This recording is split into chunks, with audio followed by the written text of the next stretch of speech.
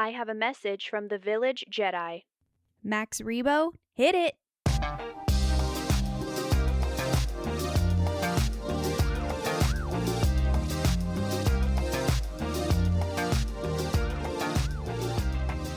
Happy Friday, everybody. I hope you are just as excited for the weekend as I am because this is a very special Friday. We are kicking off a new Star Wars podcast. Ayo, I'm very excited to have you here, to be here, and just, be able to create a space where we can talk about something that we all love, and that's Star Wars. So it obviously does not matter to me how you got here. What matters is that you are here, and I am just so excited that you want to spend some time with me a little bit to talk about something that we could obviously all spend hours and hours talking about. And honestly, I don't believe you should start a podcast unless you can speak on a subject for hours and hours. So let's go ahead and dive into it. If you're new here, my name is Marina, and as the Village Jedi, my podcast really focuses on what I admire about Star Wars, okay? Including characters, writing, and world building, rather than hot takes, breakdowns, and heated lore debates. If you're looking for that, there's plenty of other Star Wars podcasts out there. I personally enjoy many of them, and I'm just happy to have you guys here on mine. To join this discussion for this podcast, I have a Substack at the Village Jedi Podcast or at Mar Kyber, all one word, MARKYBR. You can also email us at the TVJ, the Village Jedi Pod at gmail.com, or by joining the discussion, tell a fellow nerd, get them over here. And with all that said, I have a lot to yap about, so let's go. For episode 1, I thought it only would be appropriate to open the archives on how I would personally suggest someone even start Star Wars. How do you even get into this? There's so much, especially now. As most of us know, if you don't by now, here you go, newsflash. Disney bought Star Wars in October of 2012. So before then, we had the main films, the 6 films, the Skywalker Saga, and then the 2008 Clone Wars animated show. And then, of course, there was a lot of novels that had been written pretty much by the fans. They had really taken on George Lucas's vision of what this galaxy could become, made it their own. And so there was a lot of media to get into Star Wars pre-2012, but I would really say, and I think a lot of fans would agree with me, it's not a stretch to say, post-2012 up to now, February 2026, there has been a boom, like a baby boom of Star Wars media, whether that be books, comics, movies, TV shows. It has just been a complete influx of Star Wars. And so really, I feel if you are a new fan coming into this galaxy, it's probably pretty overwhelming. You are not just going to start like it was in 1977. Oh, what's this movie? Star Wars, let's go watch it. You're not really starting with 6 movies anymore, 3 movies, 6 movies and a show. Like, where do I start here? So I feel like I've yapped enough about that, the obvious. So let's go ahead and dive into how to effectively persuade someone. Obviously, you need to include some personal experience, okay? So I thought I could maybe include a little bit of my personal experience, what I enjoy about Star Wars. Really, it is the variety. I love anything that puts you in a brand new world, a new character, and Star Wars, there is just new everywhere you look. New aliens, new planets, new everything, and that has always been a huge draw for me. Growing up, my dad had the films on VHS, obviously the original trilogy and the prequels. I was born in 1999, so I kind of missed that train, but kind of iconic of me that I was born during the Phantom Menace era, which was exciting for Star Wars fans. Not so much at that time, which I don't really want to get into because I want to keep this kind of a positive experience for everybody.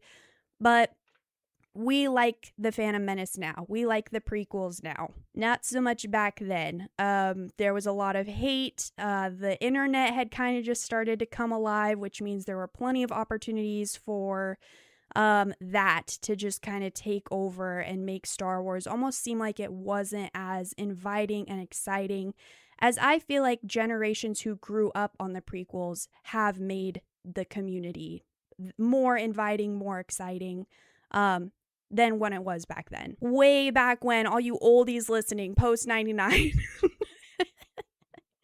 Okay, I kid. So again, I had the 6 films on VHS. We would watch them over and over again. Obviously, Darth Maul scared me so terribly as a kid. My dad would like, okay, cover your eyes, like whenever Darth Maul was on the screen. Not a huge fan of that.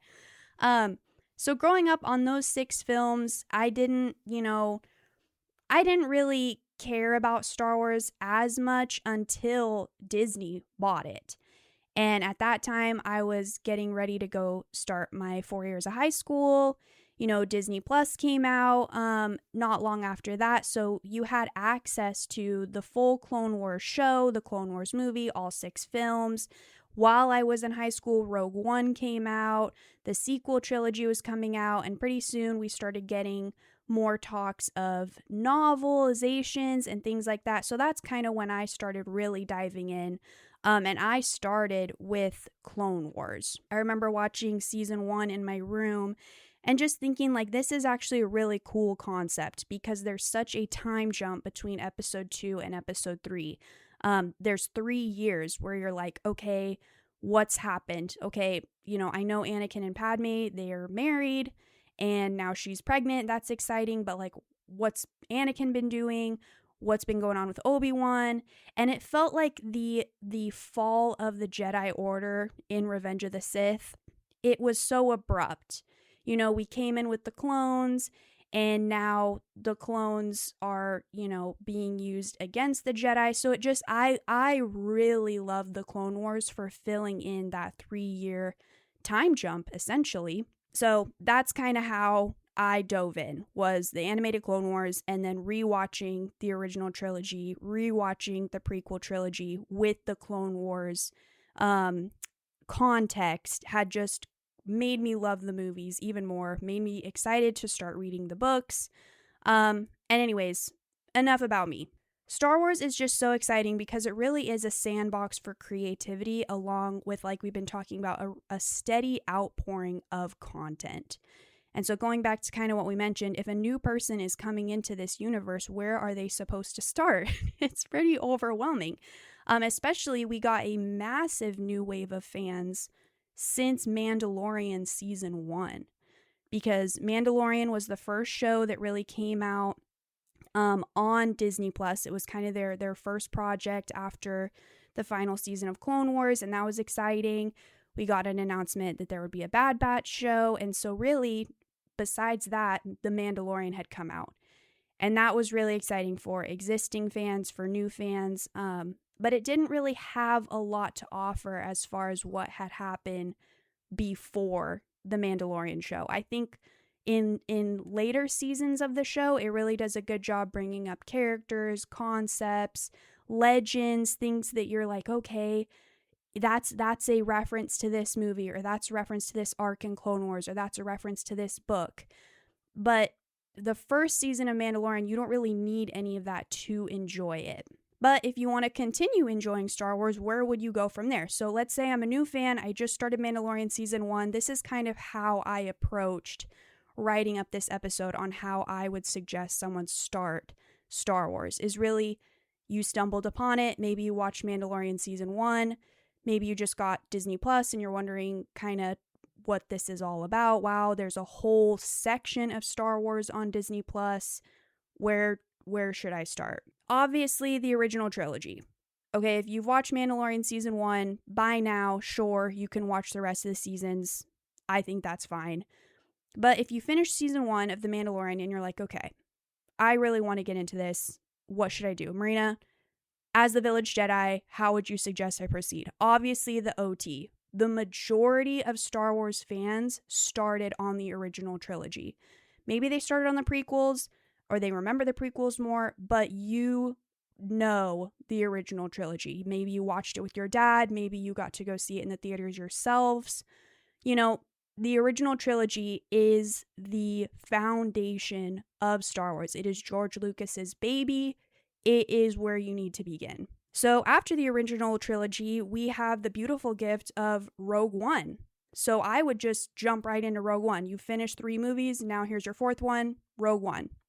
After that, watch the prequels and then Andor, because Andor has, especially in its 2nd season, a lot of politics.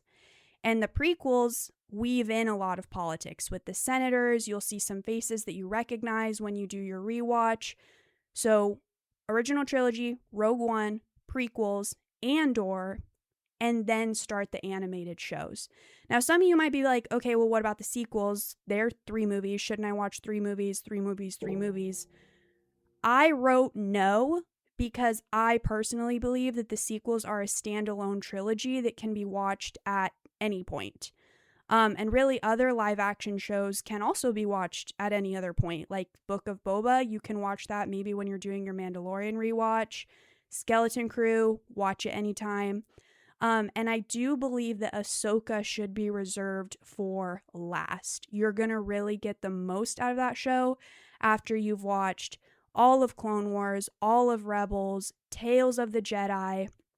And honestly, you're just going to enjoy it more. You're going to understand more what's going on, and it will lead you into what's up and coming with the Mandalorian and Grogu movie coming soon. So save Ahsoka for last. That's what I would recommend. Okay, so let's say you're like me and you love to read. You've watched some of the Star Wars movies, you've watched some of the shows, you get it. You kind of understand, okay, I know these people, I know the Force, but like, I also don't really have time to sit and watch a lot of media. I'm a house cleaner, so I listen to a lot of audiobooks. I listen to a lot of Star Wars books. Over the summer, I got a Kindle, so I've been reading a lot of Star Wars books. I do recommend reading Star Wars books. So maybe a little bit about my origins as far as those go. I didn't even realize that there were Star Wars books until a few years ago. I was at one of my local used bookstores just kind of browsing, and I saw the sci-fi section and they had a tag that said Star Wars, and I was like, you're lying. So I ran over there.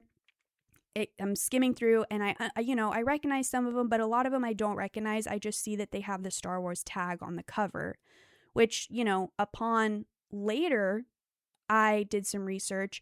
After Disney acquired Star Wars in 2012, every book that was written pre-2012 fell into this category called legends, where basically, if you're nerdy enough, you use your brain and think, okay, these things that happened that were written in these books, these detailed accounts, you can imagine it as kind of like local legends that would be told in the Star Wars current canon universe. So, like, for instance, there's a lot of adventures involving the original trilogy crew with Princess Leia, Han Solo, and Luke Skywalker. So if I was a kid in current canon on Coruscant, I would read or hear about these legendary stories of Luke Skywalker, and you can read them for yourself in the real world. The Heir to the Empire trilogy, the Jedi Academy trilogy, things like that would be considered legends to you living in that current canon of Star Wars. I hope that made sense. If it didn't, I'm sorry. Do your own research. So anyways, the first book that I read, honestly, I didn't realize was the middle book of a trilogy. It was called The Dark Lord, Rise of Darth Vader by James Luceno. I think that's how you pronounce his name. I don't know. I just read it in my mind. And it was amazing. I was reading it and I could see the movie in my mind while I was reading. It was like getting a bonus film. And because I had binged Clone Wars, all the characters' voices were the voice actors in my head. So I'm like hallucinating this new movie, this Star Wars movie, and I flew through that book. It was really good. I do recommend it. And then my second book after that, of course, was Ahsoka, the novelization by E.K. Johnston. I believe that's her last name. Anyways, that book was also good because it picks up right after the Siege of Mandalore, which happens in the final episodes of Clone Wars, and you just carry on with Ahsoka's journey. And so that was, I did enjoy reading that book as well. It was very rewarding to the continuation of her story, and I would recommend that one also. And as far as books go, I have only read 18 in total. I have a tag for Star Wars books on my Goodreads account, and it says that I have only finished 18 books within the last few years, which I'm proud of. I have a lot of Star Wars books on my shelves, mostly Legends novels that I haven't gotten around to reading yet. There's been a few new books announced that I'm excited for. It's just hard to keep up. Especially if you're kind of a picky Star Wars fan, like I would describe myself as, where only certain parts of Star Wars are enjoyable to me or jump out at me. Like certain storylines, I'm like, I'm not interested in that, or characters, or whatever. I don't really care about that. So why am I going to sit down and read a whole book or listen to a 14-hour audiobook about it? So I've only read 18 and counting, but I do recommend books to Star Wars fans who like to read. It is very enjoyable. It expands your canon, and it just kind of makes your experience in Star Wars that much deeper. And what's cool about the books is, similarly to the TV shows, the movies, the comics, the rest of Star Wars video games, there is something for everyone. So if you're listening to this and let's just say you are heavily invested in the fall of Anakin, there are plenty of books about that for you.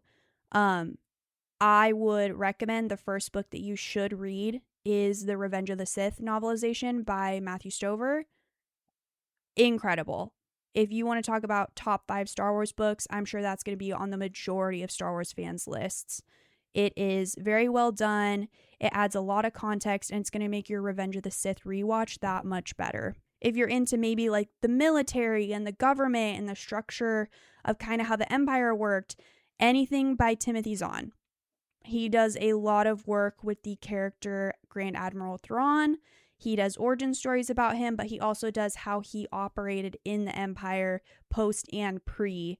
And I would definitely recommend reading that if that's kind of your vibe. Like you like how the military works, and you like, how the ranking system works, and maybe the behind the scenes of how the Empire worked.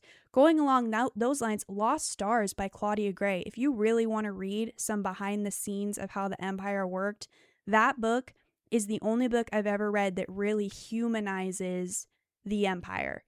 You almost, by the end, you're rooting for the bad guys. And you're like, how did this happen? I've watched the original trilogy a million times. I know that these are the bad guys. I'm rooting against these bad guys. But by the end of that book, it does kind of restructure how you approach the Empire as a whole on those rewatches. If you're maybe into Jedi lore, there's been lots of books recently set in the High Republic era, things like that. There really is just books for everyone. And I feel like I should make a list of the books that I would recommend. Maybe I'll do that on my Substack. But anyways, read the books. If you want to expand your Star Wars universe knowledge, read the books, read the comics, or if nothing less, at least read the summaries. Okay, and for the real nerds out there, like you're just nerdy in general, Star Wars: The Rise and Fall of the Galactic Empire. I'm about 10% of the way through this book. You guys, it's a pretty large book.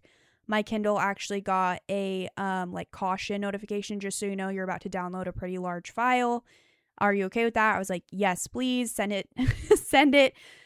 This book was published in 2024, and I'm going to just read you kind of what the Google summary says here. It says that it presents an in-universe historical account of the Empire written from the perspective of a fictional historian. Is that the word fictional? Fictional. My goodness. Written from the perspective of a fictional historian named Beaumont Kin. It covers the Empire's rise from the ashes of the Republic, its rule, and its eventual collapse, analyzing the political, social, and military aspects of the regime through the lens of historical text. It also integrates events from the films, shows, and other canon sources, offering fresh insights into the era and how a fascist state operates. You guys, this book is one of the coolest Star Wars books I've read so far. And granted, I haven't been reading very long, but I can attest that this book I would recommend it to new fans. Or old fans. It's probably going to be more enjoyable for you the more Star Wars that you do know, just because, like they said, the references they make and things like that. It is so well done. It's by Chris Kemshaw, and I'm already loving it. Basically, the premise of this book is it is a history textbook that you would read if you were in the Star Wars universe. Like, let's just say you were going to school on Coruscant or Alderaan or wherever. Probably not Alderaan, honestly, just because this book was obviously written after the sequel trilogy.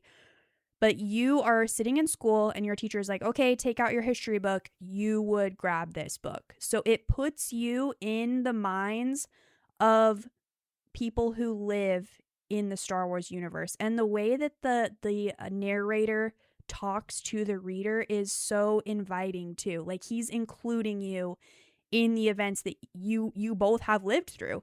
Like, oh yeah, you remember the Death Star. Oh yeah, I don't even need to tell you who this guy is. Like, you know who he is. You were there too. It just puts you in Star Wars in a completely different way than any other Star Wars book I've read. And it is on the top of my list as far as Star Wars books that I am currently recommending to my fellow Star Wars friends. So I just had to give a little shout out to that book. I'm currently reading it. But anyways, there's really no wrong way to get into Star Wars, I would argue. There's plenty of content out there for you to start with. This is just how I would recommend starting it. And if maybe you need kind of a refresher, but like you don't want to re-listen to me yap about it, that's fine. I'm going to post the show notes for every episode on my Substack at the Village Jedi podcast on Substack. So you can see the key points that we're hitting here. But anyways, if it's executed correctly, okay, your friend comes to you and they're like, let's do this.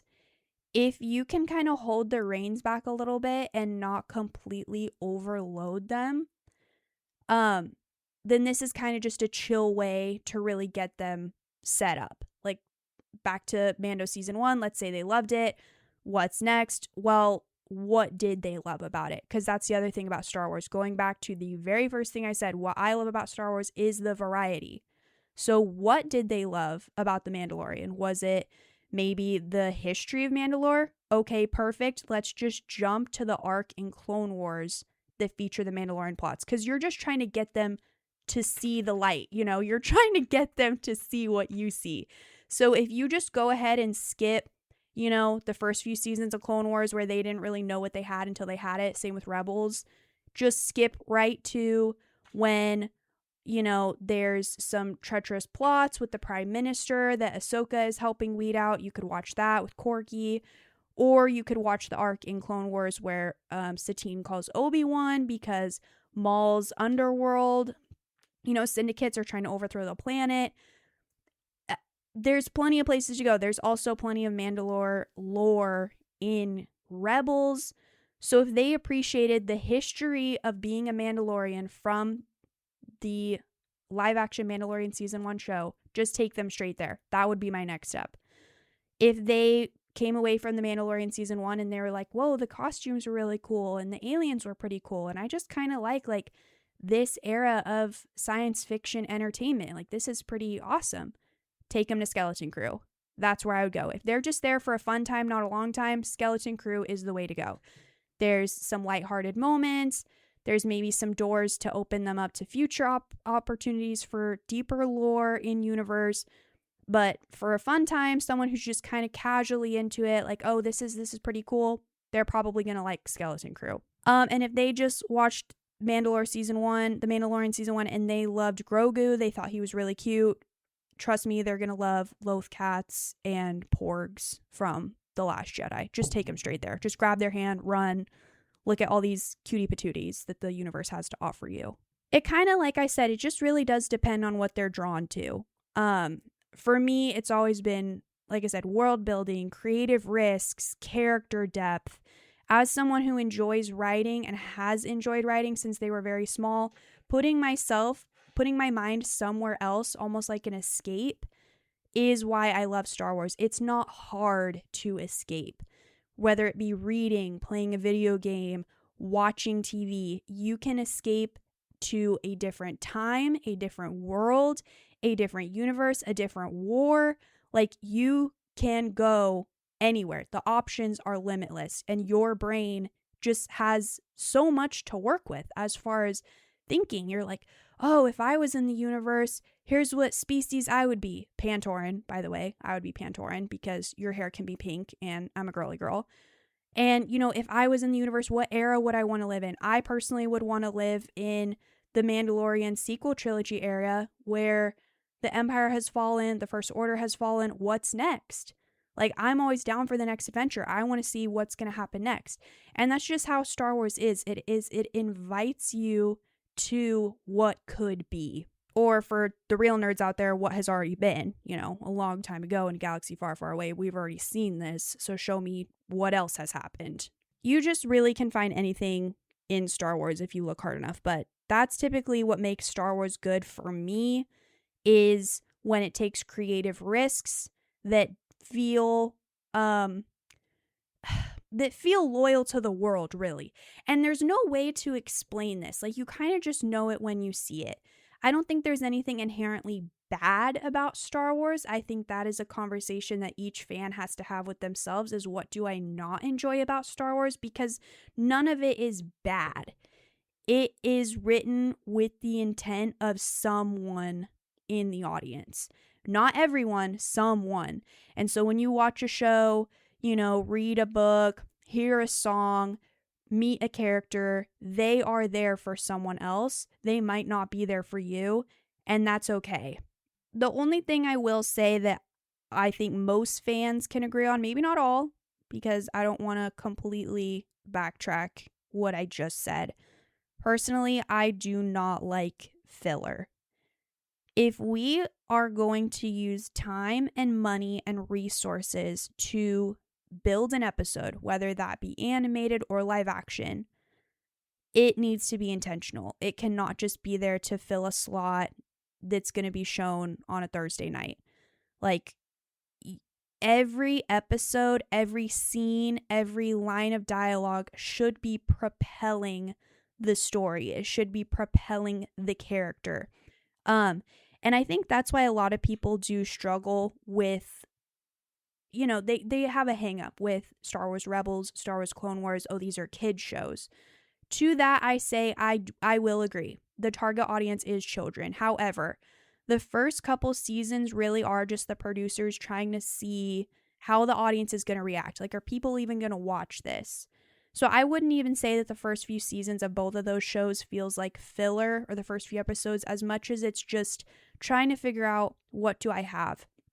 But once you know what you have, you need to use every second of it to hold the audience's attention and teach the audience something about your character, about the plot, about your plans, about the past. And when that is not happening, that does frustrate me. Maybe that can be another episode, but I will say that's kind of the only thing about Star Wars that I am not a huge fan of. Unless it's a happy ending, because Star Wars fans are usually pretty starved for those. Let's go ahead and just insert like a 3-hour loop of the Endor celebration.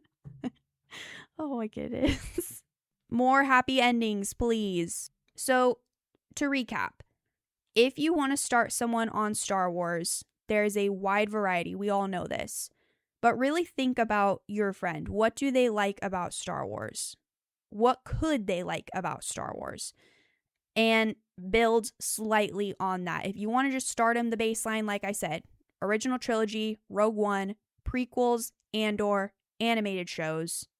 Sequels are a standalone, and live action shows can be watched at any point. Book of Boba, Skeleton Crew, save Ahsoka for last. And let's just gear up and get ready for the Mando and Grogu Power Ranger. Grogu. Mando and Grogu movie coming soon.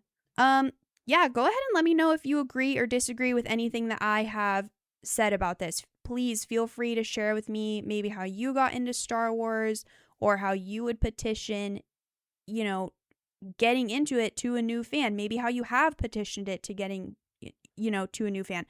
Feel free to send me an email. Maybe I'll read it on the podcast. Send me a message on Substack. Just feel free to join the discussion here. In conclusion, if you like what I had to say, like I mentioned, please feel free to tell me, leave a review, or send an email to the tvjpod@gmail.com. tvjpod@gmail.com. Go ahead and subscribe and tell a friend so that we can expand the Village Jedi community and in the nerdiest way possible. Until next week, old friends, may the Force be with you.